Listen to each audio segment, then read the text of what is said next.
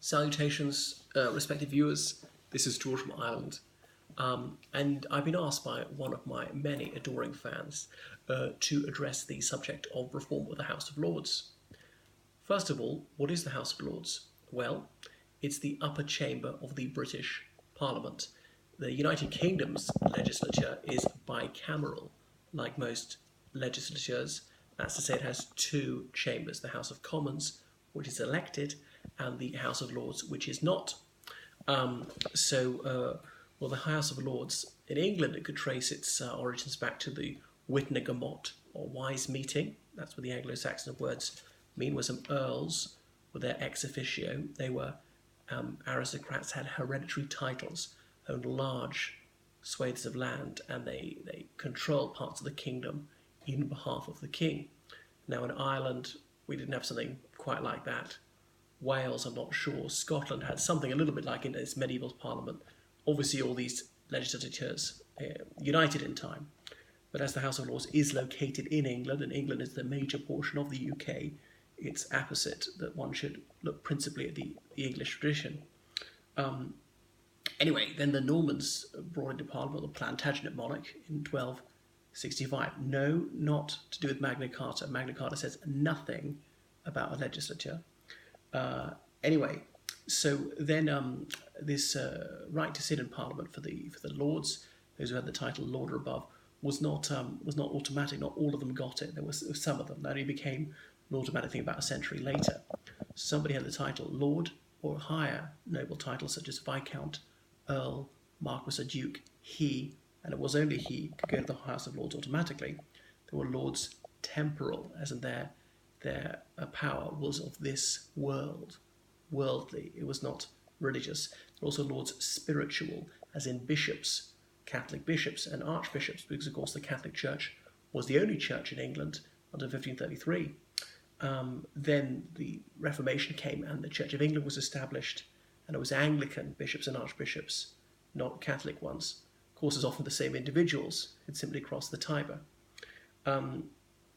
So that was part of the legislature, the right to vote. Often they didn't vote as such. It was just generally felt there was assent to the royal will or not.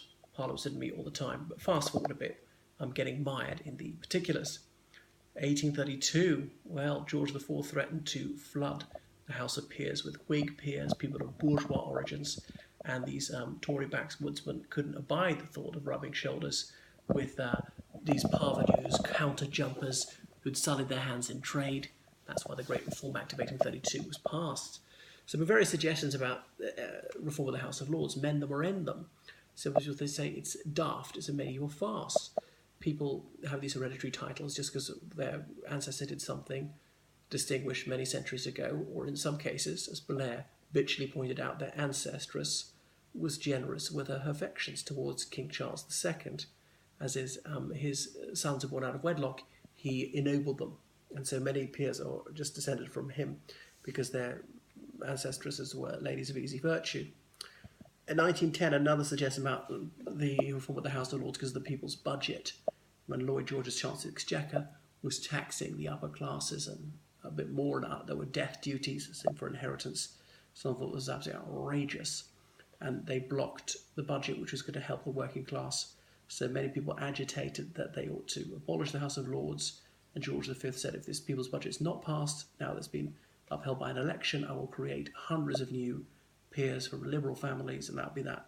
Anyway, so the House of Lords caved in again. In the 1960s, in Harold Wilson's Labour government, the notion of reforming the House of Lords was debated once more. It hadn't been visited for half a century, because Parliament's are always addressing more pressing issues, bread and butter issues.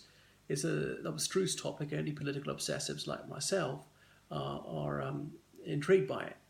So there was a curious alliance to stop it. Curious, if not jaw-dropping. Michael Foot, who was the standard-bearer of the Labour left, and Enoch Powell, who was a hard man of the Tory right, a neo-medievalist, I suppose. So Foot said, no, because this makes it more acceptable if we somehow democratise it, and I want to get rid of it altogether. And John Enoch Powell seemed to want to bring it back to the 14th century. He was someone who was fixated with history, being a classic stom. So again, it fell, and the governments had to deal with urgent matters. They couldn't be faffing around with something like that most people were puzzled by, scarcely heard of. 1999, Blair's government did stage 2, wanted to have the House of Lords. They got rid of most of the hereditary peers. Ironically, the only people ever elected to the House of Lords are hereditary peers, because on their way out, the hereditaries were allowed to elect 89 of them to stay there. And one of those dies, or I think retires, they can elect another one from amongst themselves. It's astonishing. Having said that, when England, Wales, Scotland and Ireland are all united, only titles pertaining to England or Wales confer the automatic right to sit in the House of Lords. Titles relating to Scotland prior to 1707 did not. So there was Scottish representative peers. The Scots peers got together and they were elected, some of their members to go and represent them in the House of Lords. Likewise, Irish titles prior to 1801, if it was issued prior to 1801, that did not grant the automatic right to sit in the House of Lords. So Irish peers elected from amongst themselves representatives to go to the House of Lords. We'd had a similar system in Ireland before 1801. But titles created in Scotland after 1707 did give that automatic right because the Kingdom of Great Britain existed. Titles created in Ireland after 1801 did give the automatic right, again because the title pertained to the entire United Kingdom. All right, very complex, I know. So Blair pushed through stage 1 at a breakneck speed with having no thought about stage 2. They mused over it. I remember 2001 going to a speech by Keith Vaz MP. Give us time. 17 years later, no firm proposal from any party. It's bonkers.